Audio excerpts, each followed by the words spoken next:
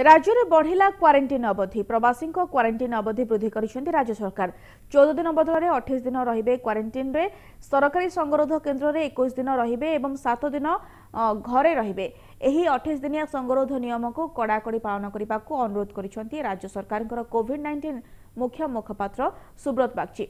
तेज संगरोध केन्द्र आखपाख अंचल 144 धारा लागू कर सीसीटीवी कैमेरारे मध्य समस्त गतिविधि उपरे नजर रखा संगरोध केन्द्र में सामाजिक दूरता नियम कड़ाकड़ी भाव में पालन करने को कहुई। अन्यपक्षे क्वारंटाइन अवधि भितर प्रवासी को 10 दिन काम जोगाई दिया।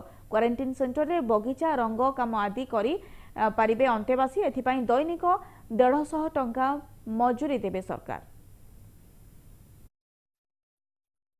छटी विषय केतोटी विषय उपर मुझे कहूँ चाहूँगी। 6टी विषय है testing, quarantine, cross infection, productive engagement, Covid care centre वृद्धि एवं ह्यूमन रिसोर्स।